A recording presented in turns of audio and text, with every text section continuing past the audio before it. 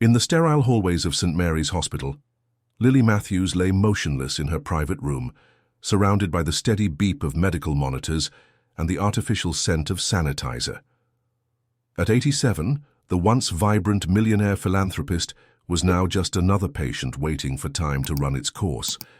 The evening shift had begun, and Emma Parker, the head nurse, was making her final rounds. The fluorescent lights cast long shadows across the empty corridors as she checked on her patients one last time before heading home. She paused at Lily's door, noting the DNR sign prominently displayed. "How are we doing tonight, Mrs. Matthews?" Emma whispered, knowing she wouldn't get a response. The wealthy woman had been unconscious for days, her vital signs growing weaker with each passing hour. The doctors had given her less than a week. As Emma adjusted Lily's IV drip, a commotion erupted from the hospital's main entrance. Through the window, she could see staff members running, their voices raised in alarm. Her radio crackled to life with urgent messages about an unexpected intruder. "Security breach on the first floor. Large dog in the building, all personnel. Please secure your areas."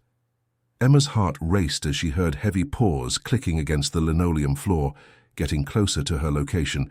Before she could reach for the door, a massive grey wolf appeared in the doorway, its yellow eyes gleaming in the dim light. The nurse froze, her hand hovering over the emergency call button. The wolf, easily reaching her hip in height, stood perfectly still, its gaze fixed not on her, but on Lily's unconscious form. Emma noticed something odd about the animal. It wasn't behaving aggressively. Instead, it seemed purposeful. Hospital security would arrive any minute, but the wolf had already slipped past Emma and approached Lily's bed. To Emma's astonishment, it gently rested its head on the edge of the mattress, those intelligent eyes never leaving the elderly woman's face. That's when Emma noticed something even more extraordinary. Lily's hand, which hadn't moved in days, slowly lifted and came to rest on the wolf's head. The monitors showed a slight but definite improvement in her vital signs. "This is impossible," Emma whispered, watching as tears began rolling down Lily's cheeks, even though her eyes remained closed. The wolf made a soft whining sound, pressing closer to the bed. As security footsteps thundered down the hall, Emma made a split-second decision. She closed the door and stood in front of it, her heart pounding. Something extraordinary was happening here, and she couldn't let it be interrupted. Through the door she could hear Ian Henderson, the head of security, coordinating with his team. "Check every room. That animal must be found and contained." Emma looked back at the scene before her. The mighty wolf now sitting peacefully beside the bed of a dying millionaire, and the first signs of life Lily had shown in days. There was clearly more to this story than met the eye, but what could possibly connect these two unlikely beings? The security radio crackled again. "All units, maintain search pattern. Dr. Howard Mitchell is arriving to assist with tranquilization if needed. Find that wolf." Emma knew she was risking her job, possibly even criminal charges, but something deep inside told her she was witnessing something that needed to unfold without interference. As she stood guard at the door, she couldn't help but wonder, what was the real story behind this extraordinary encounter? In the sterile hallways of St. Mary's Hospital, Lily Matthews lay motionless in her private room, surrounded by the steady beep of medical monitors and the artificial scent of sanitizer. At 87, the once vibrant millionaire philanthropist was now just another patient waiting for time to run its course. The evening shift had begun, and Emma Parker, the head nurse, was making her final rounds. The fluorescent lights cast long shadows across the empty corridors as she checked on her patients one last time before heading home. She paused at Lily's door, noting the DNR sign prominently displayed. "How are we doing tonight, Mrs. Matthews?" Emma whispered, knowing she wouldn't get a response. The wealthy woman had been unconscious for days, her vital signs growing weaker with each passing hour. The doctors had given her less than a week. As Emma adjusted Lily's IV drip, a commotion erupted from the hospital's main entrance. Through the window she could see staff members running, their voices raised in alarm. Her radio crackled to life with urgent messages about an unexpected intruder. "Security breach on the first floor. Large dog in the building. All personnel, please secure your areas." Emma's heart raced as she heard heavy paws clicking against the linoleum floor, getting closer to her location. Before she could reach for the door, a massive grey wolf appeared in the doorway, its yellow eyes gleaming in the dim light. The nurse froze, her hand hovering over the emergency call button. The wolf, easily reaching her hip in height, stood perfectly still, its gaze fixed not on her, but on Lily's unconscious form. Emma noticed something odd about the animal. It wasn't behaving aggressively. Instead, it seemed purposeful. Hospital security would arrive any minute, but the wolf had already slipped past Emma and approached Lily's bed. To Emma's astonishment, it gently rested its head on the edge of the mattress, those intelligent eyes never leaving the elderly woman's face. That's when Emma noticed something even more extraordinary. Lily's hand, which hadn't moved in days, slowly lifted and came to rest on the wolf's head. The monitors showed a slight but definite improvement in her vital signs. "This is impossible," Emma whispered, watching as tears began rolling down Lily's cheeks, even though her eyes remained closed. The wolf made a soft whining sound, pressing closer to the bed. As security footsteps thundered down the hall, Emma made a split-second decision. She closed the door and stood in front of it, her heart pounding. Something extraordinary was happening here, and she couldn't let it be interrupted. Through the door, she could hear Ian Henderson, the head of security, coordinating with his team. "Check every room. That animal must be found and contained." Emma looked back at the scene before her, the mighty wolf now sitting peacefully beside the bed of a dying millionaire, and the first signs of life Lily had shown in days. There was clearly more to this story than met the eye, but what could possibly connect these two unlikely beings? The security radio crackled again. "All units, maintain search pattern. Dr. Howard Mitchell is arriving to assist with tranquilization if needed. Find that wolf."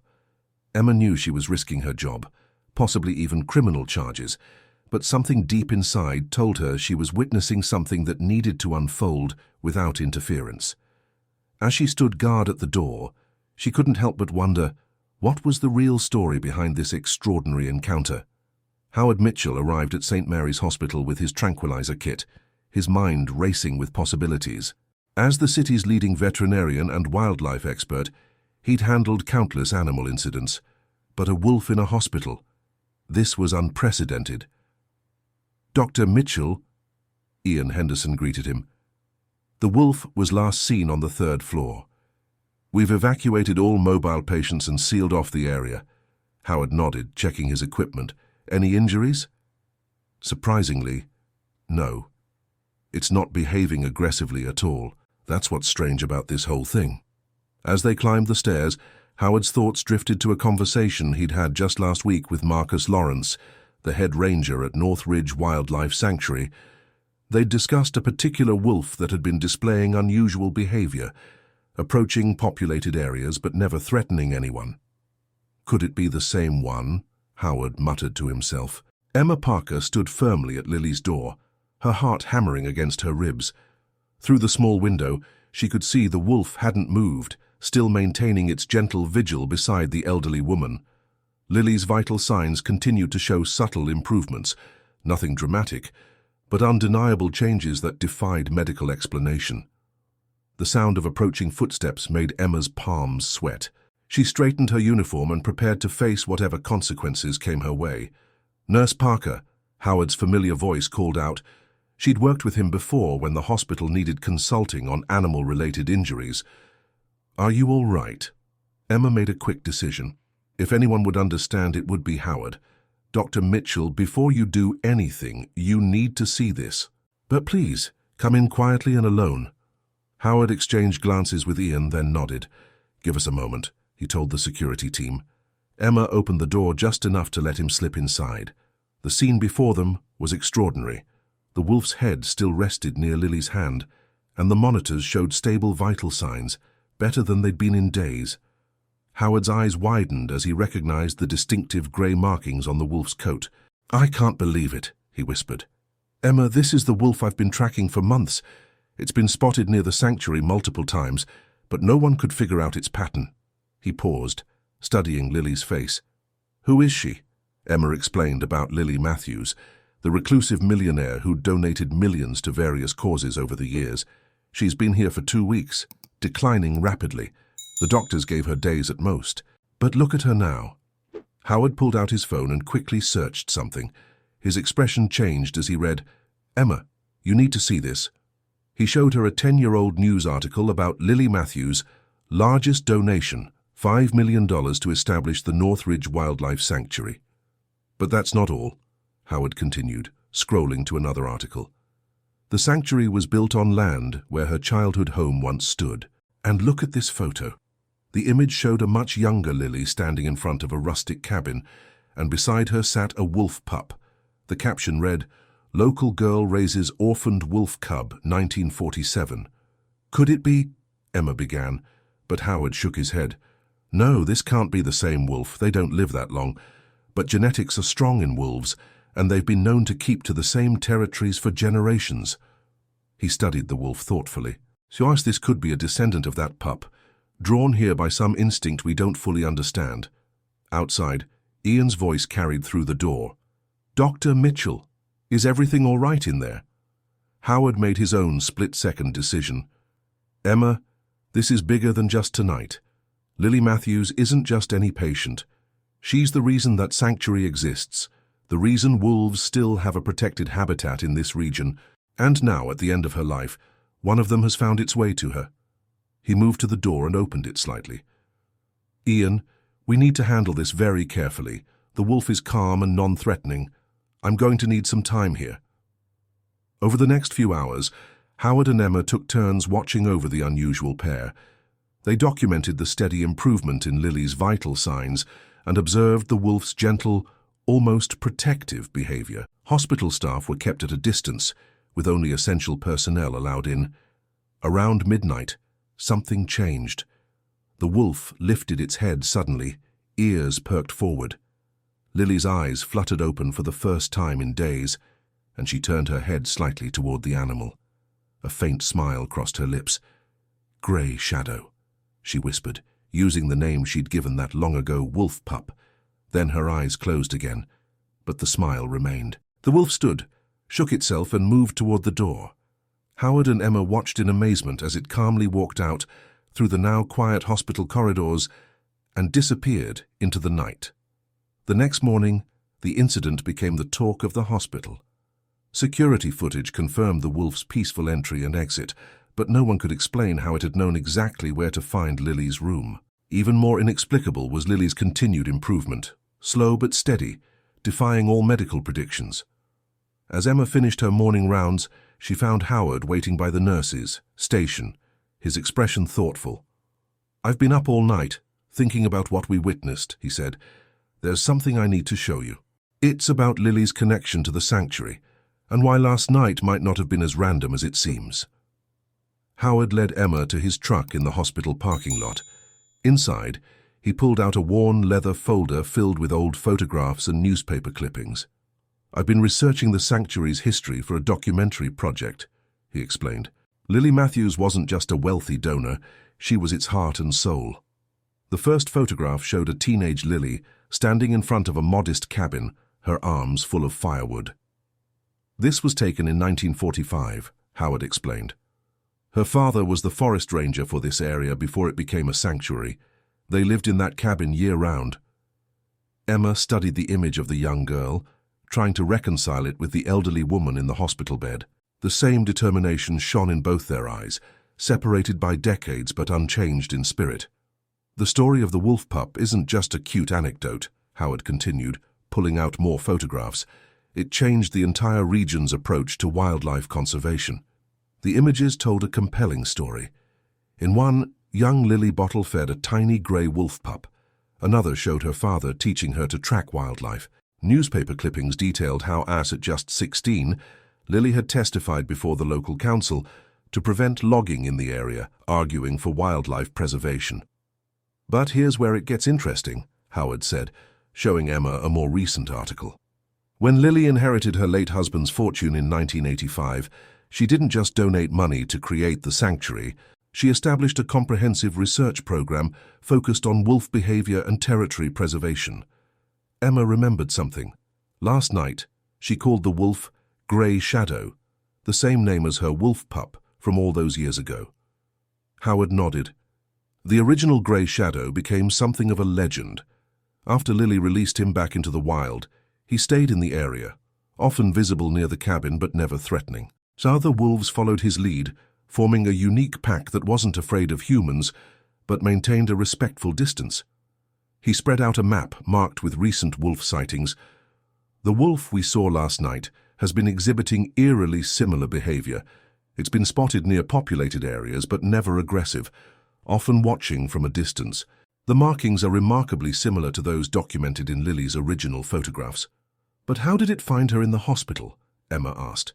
That's what I've been trying to figure out, Howard replied. The hospital is within the wolf's documented territory, but finding her specific room, that's remarkable. Their conversation was interrupted by Emma's phone ringing. It was the hospital. Lily was awake and asking for her.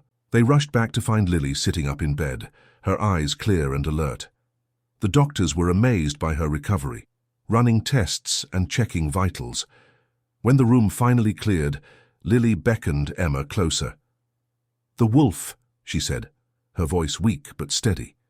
"You saw it too, didn't you?" Emma nodded, taking Lily's hand. "Yes, Mrs. Matthews. Dr. Mitchell and I were here." Lily smiled. "Then you'll understand what I need to tell you." She gestured to a chair. "Sit, please, both of you. There's something important you should know." Over the next hour, Lily shared a story she'd never told anyone. The original grey shadow hadn't just been a wolf she'd rescued. He had taught her something profound about the connection between humans and nature. After releasing him, she'd spent years studying wolf behavior, discovering that the pack near her father's cabin displayed unique characteristics. They weren't just tolerant of humans, Lily explained. They seemed to understand boundaries, territories. They would warn locals about predators in the area by their presence and behavior. My father called them the Watchers. Howard leaned forward, fascinated. That's exactly what we've been observing with the current pack. They maintain their distance but seem to have an unusual awareness of human activities. Lily nodded. I've kept track of them all these years, even after moving to the city. The sanctuary wasn't just about preservation. It was about protecting this unique relationship. She paused, gathering strength. The wolf that visited. It reminded me of something I'd almost forgotten, the importance of holding on, of staying connected to what matters most. Emma saw tears in the elderly woman's eyes. When I felt its presence last night, I remembered who I am, not just the wealthy widow everyone sees now, but that girl from the cabin who understood something special about life and nature. Howard shared a look with Emma. "Mrs. Matthews, would you be willing to share more about your observations? Your experiences could be invaluable to our research at the sanctuary." Lily's eyes lit up. "Yes, but first, I need to show you something. In my house, there's a room full of journals, decades of observations, notes about the wolves, behaviors, patterns I've documented. I've never shared them because people wouldn't understand. They'd try to turn it into something sensational." She grasped Emma's hand tightly. "But you two, you saw what happened last night. You didn't panic or try to harm the wolf. You understood that something important was happening." Emma felt the weight of Lily's trust. "What do you need us to do?" "Help me get to those journals. Help me ensure that what I've learned doesn't die with me. The sanctuary needs this information, but it needs to be shared carefully, scientifically." Lily's voice grew stronger with each word. "And perhaps most importantly, help me protect these wolves. They're not just ordinary wolves. They're the result of generations of unique interaction with humans, something that needs to be understood and preserved." As Lily spoke, Emma noticed Howard taking rapid notes, his expression growing more excited. The implications of what Lily was describing could revolutionize their understanding of wolf behavior and human-wildlife coexistence. But there was still one question that needed answering. How had the wolf known where to find Lily? The answer would prove to be even more remarkable than they imagined, leading them down a path that would change their understanding of wildlife behavior forever. Looking out the hospital window, Emma caught a glimpse of something grey moving at the edge of the nearby woods. For just a moment, yellow eyes met hers, and she felt a shiver of recognition. This story was far from over. 3 days later, Lily's condition had improved enough for a brief supervised leave from the hospital. Emma and Howard helped arrange a careful transport to Lily's estate, a modest yet elegant house on the outskirts of town. Despite her wealth, Lily had always preferred to live simply, close to the wilderness she loved. The study they entered was a testament to a lifetime of dedication. Floor-to-ceiling bookshelves lined with leather-bound journals, each meticulously dated and labeled. Maps covered one wall, dotted with colored pins tracking wolf movements over decades. Photographs, both old and recent, told a visual story of the changing landscape and its inhabitants. 57 years of observations, Lily said proudly, running her fingers along the spines of the journals. Every wolf sighting, every behavioral pattern, every interaction with humans, it's all here. Howard carefully lifted one of the older journals, dated 1965. Inside, he found detailed sketches of wolf markings, precise notes on pack movements, and something unexpected, correlations with human activity in the area. The wolves started showing different patterns when logging operations moved too close to their den sites, Lily explained, pointing to a series of entries. But instead of becoming aggressive or fleeing, they adapted. They began appearing at the edges of work sites, almost like they were establishing boundaries. Emma picked up a more recent journal, from the 1990s. You've documented similar behaviors continuing through generations of wolves, Lily nodded. That's what makes this pack unique. The behaviors are being passed down, taught from one generation to the next.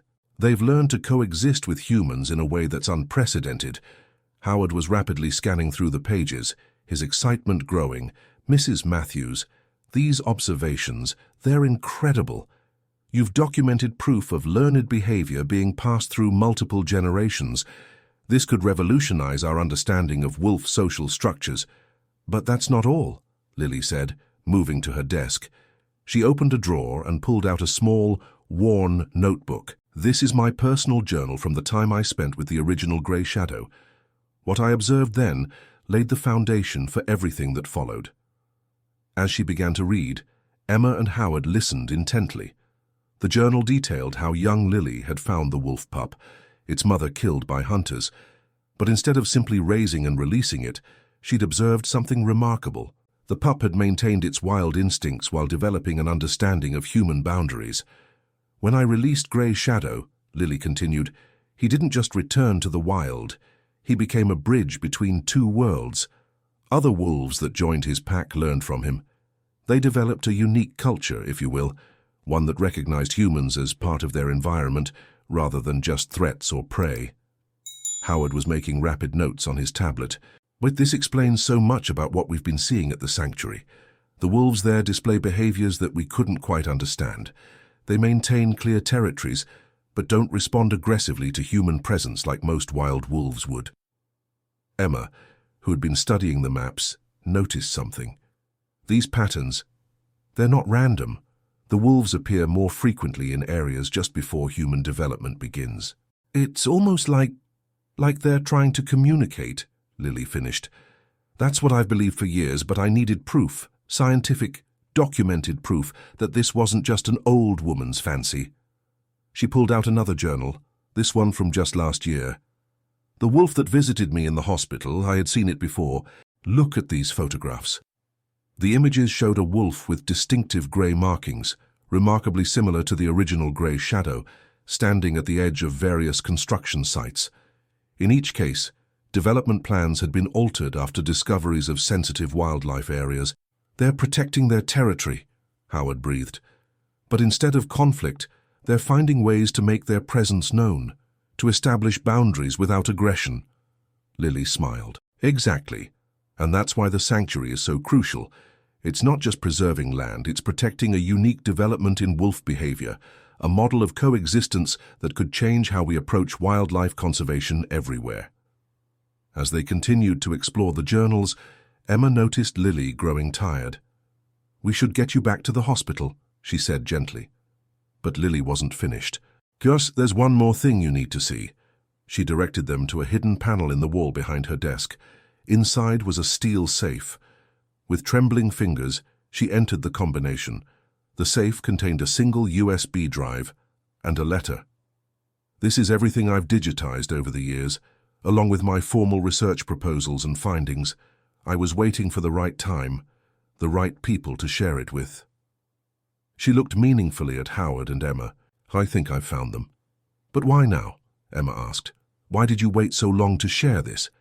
Lily's expression grew serious. Because this kind of information in the wrong hands could be dangerous. People might try to exploit these wolves, study them invasively or worse.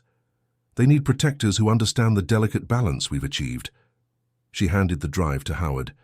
The sanctuary needs to expand. There's pressure from developers to reduce its boundaries, but these wolves need more territory, not less. In that drive, you'll find everything you need to make the case for expansion: scientific data, behavioral studies, even economic impact analyses. Howard took the drive reverently.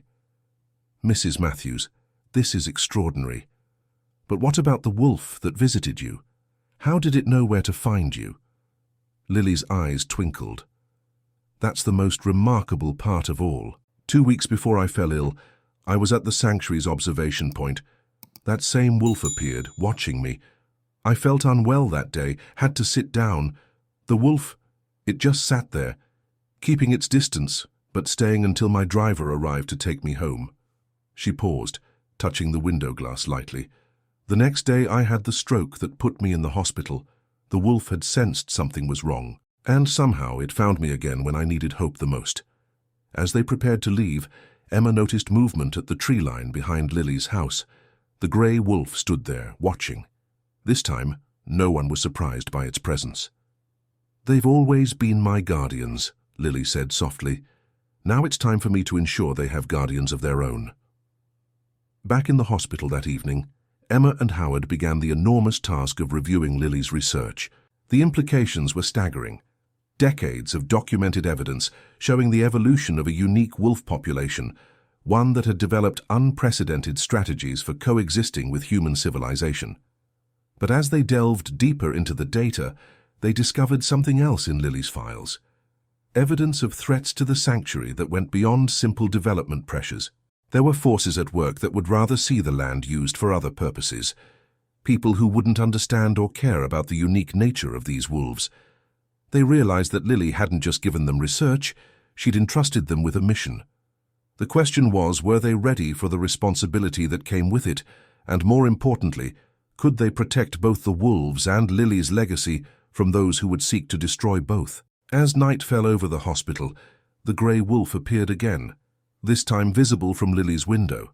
But now, its presence felt less mysterious and more purposeful, a reminder of the extraordinary connection between humans and wildlife that Lily had spent her life documenting and protecting. Emma and Howard shared a determined look. They had work to do, and time was of the essence. The next phase of their journey was just beginning, and it would require all the courage, wisdom, and dedication they could muster. The following week brought dramatic changes. Lily's recovery continued to impress her medical team, though she remained in the hospital for observation. Emma spent her free hours helping Howard analyze the decades of research, each discovery more remarkable than the last. One evening, as they worked in the hospital's small conference room, Howard received an urgent call from Marcus Lawrence at the sanctuary. "We've got trouble," Marcus said, his voice tense. "Development surveyors were here today, marking boundaries well inside our protected area. They're claiming some sort of zoning oversight from 30 years ago." Howard spread out one of Lily's older maps. Where exactly were they surveying? As Marcus described the location, Howard's face grew pale. He switched the phone to speaker mode. "Marcus, that area is crucial. According to Mrs. Matthews' research, it's a key corridor for the wolf pack's movement patterns. If it's developed, the wolves would lose their primary route between denning sites," Emma finished, remembering the detailed notes she'd reviewed earlier that day. "That's not all," Marcus continued. "These surveyors, they're working for Highland Development Corporation, William Porter's company." The name sent a chill through the room. William Porter was known for his aggressive development strategies and complete disregard for environmental concerns. His projects had already destroyed several wildlife habitats in neighboring counties. Emma rushed to Lily's room, finding her awake and alert. "Mrs. Matthews, we need your help. William Porter's company is trying to claim part of the sanctuary. Lily's expression hardened. William Porter. I should have known he'd try something like this. She pressed the call button for her nurse. Get me my phone and contact information for James Harrison. He's my lawyer. Within an hour, James Harrison arrived at the hospital, his briefcase bulging with documents. He was a tall, distinguished man in his 60s who had handled Lily's legal affairs for decades. The sanctuary's boundaries are legally protected, Harrison assured them, spreading documents across Lily's bed tray. The zoning oversight they're claiming was addressed and corrected in 1992. I have all the paperwork right here. But will that be enough to stop Porter? Howard asked. He's known for finding loopholes, dragging things out in court until the other side runs out of money or gives up. Lily smiled, a glint of her old fire in her eyes. That's why I've spent the last 30 years documenting everything. James, show them the conservation easement documents. Harrison pulled out another file. Mrs. Matthews placed the entire sanctuary under a permanent conservation easement. It's ironclad, tied to both state and federal wildlife protection laws. But more importantly, he paused, building suspense, she included a unique clause about the wolf population's scientific significance. Howard leaned forward. The behavioral studies. Exactly, Lily said. The easement specifically protects the land as a research site for studying unique wolf behaviors that could be vital for wildlife conservation efforts nationwide. Any attempt to develop the land would have to prove it wouldn't impact this ongoing research. Emma understood the brilliance of it. And with all your documentation, proving that would be impossible. There's more, Harrison added. Mrs. Matthews has been quietly funding a foundation dedicated to wildlife research. The foundation is now the majority landowner of all properties surrounding the sanctuary. Porter can't develop without access roads, and he won't get them. Just then, a commotion outside drew their attention. Through the window, they could see the grey wolf standing at the edge of the hospital's parking lot. Several staff members were watching it, but the wolf seemed focused on Lily's window. Right on time, Lily murmured. He always knows when he's needed. Emma moved to the window. The wolf's presence here. Now, it's like it knows we're fighting for its home. Howard joined her. These wolves have shown remarkable awareness of human activities affecting their territory. Maybe this one senses the threat somehow. Or maybe, Lily said softly, it's reminding us what we're really fighting for. Not just land or laws, but a unique relationship between humans and wildlife that took generations to build. Harrison gathered his documents. I'll file the injunction first thing tomorrow. Porter won't know what hit him. As the lawyer left, Emma noticed Lily watching the wolf with a thoughtful expression. What is it, Mrs. Matthews? All these years, Lily began, people thought I was just a wealthy eccentric, pouring money into a pet project. They never understood what these wolves represent, a possibility that humans and wildlife can find ways to coexist, to understand each other without losing their essential nature. Howard nodded. Your research proves it's possible. These wolves have maintained their wild instincts while developing sophisticated strategies for sharing territory with humans. It's unprecedented. And now, Lily continued, it's up to you two to ensure this understanding continues. The Foundation needs new leadership, people who understand both the science and the spirit of what we're trying to preserve. Emma and Howard exchanged surprised looks. Us? Emma asked. Who better? You've seen the connection firsthand. You understand the delicate balance we must maintain. Lily reached for a folder on her bedside table. I've already had James prepare the paperwork. Howard, your scientific expertise combined with Emma's observational skills and dedication, you're exactly what the Foundation needs.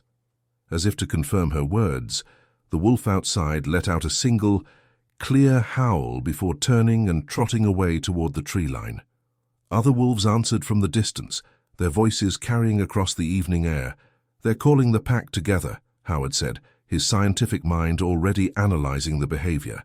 A territory defense, maybe? Or celebrating, Emma suggested.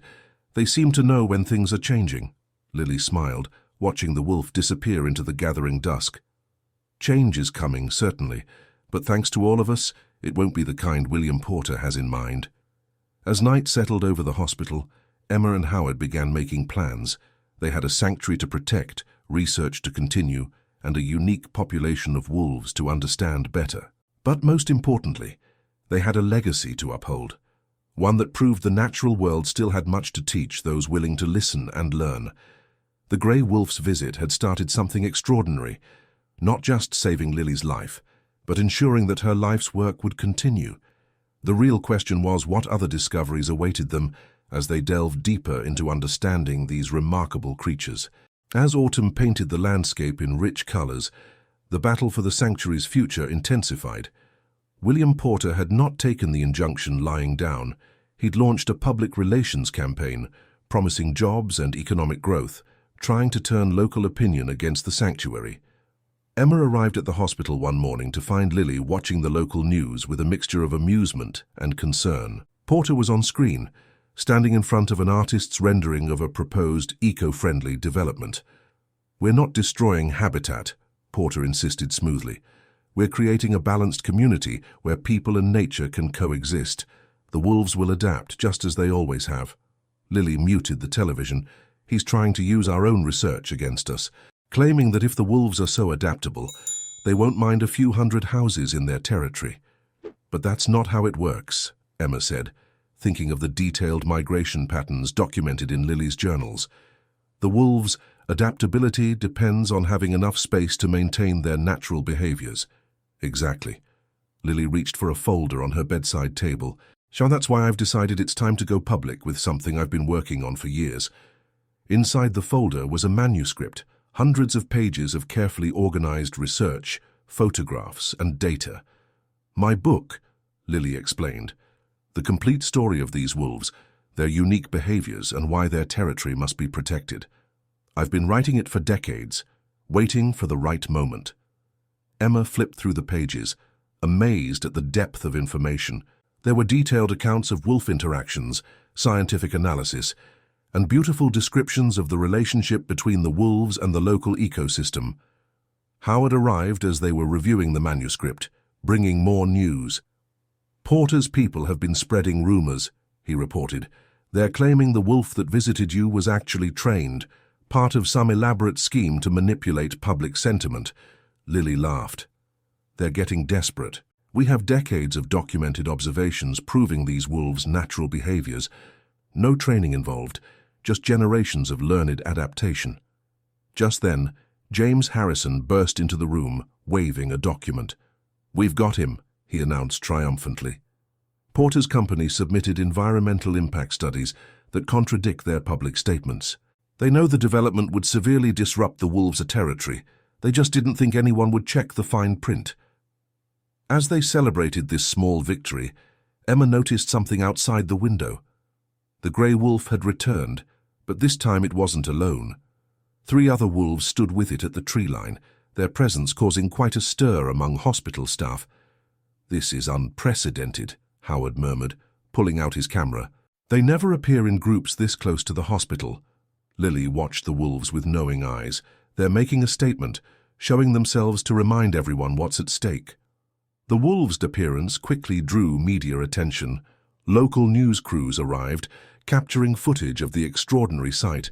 The image of 4 wolves standing calmly at the edge of hospital property, neither threatening nor afraid, spoke volumes about the unique relationship Lily had documented. As reporters gathered outside, James Harrison saw an opportunity. "Mrs. Matthews, if you're feeling up to it, this might be the perfect time to announce your book and present your research. The wolves themselves have provided the perfect backdrop." Lily nodded. "Arrange it. But not here. At the sanctuary. If we're going to tell this story, let's tell it where it belongs." Over the next few days, preparations were made for a small press conference at the sanctuary's research center. Lily was discharged from the hospital, her recovery continuing to amaze her doctors. The grey wolf and its companions made regular appearances, as if monitoring the situation. On the morning of the press conference, Emma helped Lily prepare in her office at the sanctuary. Through the window, they could see reporters setting up their equipment, while Howard and Marcus conducted last-minute checks of the research displays they'd prepared. "Are you nervous?" Emma asked, noticing Lily's hands trembling slightly as she arranged her notes. "Not nervous," Lily replied, "just aware of how important this is." We're not just fighting for land or wolves, we're fighting for an idea. The idea that humans and wildlife can find ways to truly coexist, to understand and respect each other's needs. The press conference was set to begin in an hour when William Porter made an unexpected appearance. He strode into Lily's office unannounced, his usual smooth confidence somewhat shaken. "Mrs. Matthews," he began, "I think we may have gotten off on the wrong foot. Perhaps we could discuss a compromise." Lily gestured for him to sit. "I'm listening, William." "Your research is impressive," Porter admitted. "What if we modified our plans? Smaller development, larger buffer zones. We could even fund additional studies." He trailed off as a movement outside caught everyone's attention. The grey wolf and its companions had appeared again, this time positioned perfectly behind the podium where Lily would soon speak. Porter stared at the wolves, his composure cracking slightly. "How do you explain that? They show up exactly when needed. Exactly where needed. It's not natural." "On the contrary," Lily replied, opening her manuscript, "it's entirely natural. That's what I've been trying to tell everyone. These wolves have developed behaviors we're only beginning to understand. They're not trained, not controlled. They're showing us something remarkable about the potential for genuine coexistence." Emma watched as understanding slowly dawned on Porter's face. He was seeing what they had all seen, something extraordinary, but entirely real, something that couldn't be replicated or manufactured. "The development would destroy this, wouldn't it?" he said finally. "Not just the land, but this unique relationship that's evolved here." Lily nodded. "Some things are worth more than profit, William. Some things once lost can never be replaced." Porter stood, straightening his tie. "I'll need to speak with my board of directors. Perhaps there are other locations we should consider." As he left, Emma turned to Lily. "Do you think he means it?" "We'll see," Lily replied. "But either way, we're ready. The wolves have shown us the way forward. Now it's up to us to make sure everyone else understands what's at stake." Outside, the wolves remained in position, their presence a living testament to everything Lily had worked to protect and understand.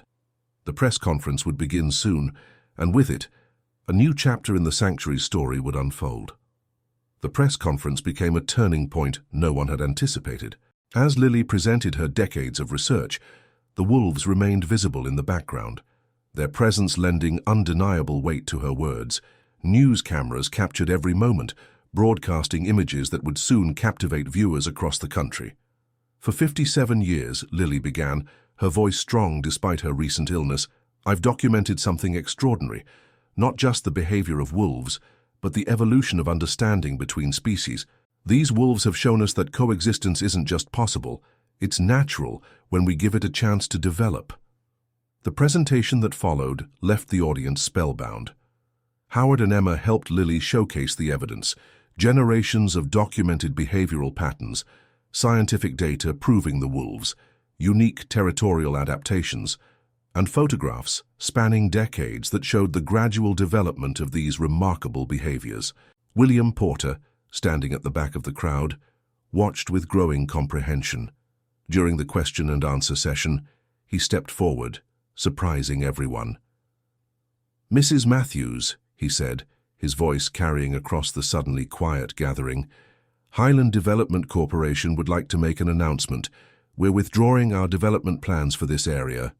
He paused, looking at the wolves still visible behind the podium. "Furthermore, we'd like to discuss the possibility of donating additional land we own adjacent to the sanctuary." The announcement caused a stir, but Porter wasn't finished. "Sometimes," he continued, "we need to be reminded that progress isn't just about building and expanding. It's about preserving what's irreplaceable." In the weeks that followed, the sanctuary's story spread far beyond their local community. Lily's book was fast-tracked for publication, with major universities expressing interest in implementing her research methodologies. The wolves, true to their nature, maintained their distance while remaining visible enough to remind everyone of their presence. Emma found Lily in her study one evening, looking through old photographs. "Did you ever imagine it would turn out like this?" she asked. Lily smiled, holding up a picture of herself as a young girl with the original grey shadow. "I always knew these wolves were special.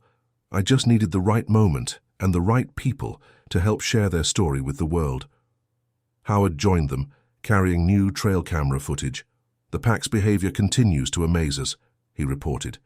"They're using the expanded territory exactly as your research predicted they would. The new den sites are perfectly positioned to maintain the buffer zones between their hunting grounds and human areas." "And William Porter?" Lily asked. "His company is now one of our biggest supporters," Emma replied. "The land donation was finalized yesterday. The sanctuary has grown by nearly 40%. Lily nodded in satisfaction. Sometimes people just need to see something with their own eyes to understand its value. Those wolves knew exactly what they were doing when they showed up at the hospital. "Speaking of which," Howard said, pulling up a recent photograph on his tablet, "look who's been teaching the next generation." The image showed the grey wolf that had visited Lily, accompanied by 3 wolf pups. They were at the edge of the sanctuary's observation area, the adult wolf seemingly demonstrating the boundary line to its offspring. "The legacy continues," Lily murmured, touching the photograph gently, "just as it should." 6 months later, the sanctuary's new research center opened. Named in Lily's honor, it featured state-of-the-art facilities for studying wolf behavior and interactive exhibits explaining the unique history of the sanctuary's wolf population. Emma and Howard, as co-directors of the foundation, worked to balance research needs with preservation goals. The grey wolf and its pack remained a constant presence, visible enough to remind everyone of the sanctuary's importance, but maintaining the careful distance that had made their coexistence with humans so successful. They were neither pets nor purely wild animals, but something unique, a testament to nature's ability to adapt and evolve alongside human civilization. Lily, fully recovered and more energetic than ever, divided her time between writing her next book and mentoring a new generation of researchers. Her hospital stay became part of the sanctuary's legend, but she always emphasized the scientific reality behind the seemingly miraculous events. "The real miracle," she often said, "isn't that a wolf came to visit me in the hospital. It's that we've created a place where such encounters are possible, where 2 species can share space and understanding without losing their essential nature." One evening, as sunset painted the sky in brilliant colors, Lily stood with Emma and Howard at the sanctuary's main observation point. Below them, the grey wolf and its pack moved through the valley, their movements graceful and purposeful. "You know," Lily said, watching the wolves, "when I was young, everyone told me I was crazy to think wolves and humans could coexist like this. They said I was seeing things that weren't there, imagining connections that couldn't exist." She turned to Emma and Howard, her eyes bright with wisdom and satisfaction. "But sometimes the most important things in life are the ones others say are impossible. All it takes is the courage to believe in what you see, the patience to let understanding grow, and the dedication to protect something precious until others can see its value too." The wolves paused in their journey, looking up at the observation point. The grey wolf, now easily recognizable to all of them, lifted its head and let out a single, clear howl. Other wolves joined in, their voices carrying across the valley in a wild chorus that spoke of freedom, adaptation, and the enduring connection between 2 species that had found a way to share their world. As darkness settled over the sanctuary, Lily, Emma, and Howard made their way back to the research center, leaving the wolves to their nightly routines. They had work to do, research to continue, data to analyze, and future generations to teach. But they carried with them the understanding that some bonds transcend the usual boundaries between humans and wildlife, creating something rare and precious that deserved to be protected. The story of the wolf that visited a dying woman in the hospital became part of local folklore. But the real story, the decades of patience, observation, and dedication that made such an encounter possible, would continue to influence wildlife conservation for generations to come. In the end, it wasn't just about saving a sanctuary or protecting a unique wolf population. It was about proving that with enough understanding, patience, and respect, humans and wildlife could write a new chapter in their ancient relationship, one howl at a time. Thank you for joining me on this journey into the world of captivating stories. I trust you found today's narrative as engaging as I did. If you enjoyed this exploration into fascinating and compelling narratives, kindly indicate your appreciation by liking this video. Are you watching on mobile? Show your appreciation with a double tap for hype.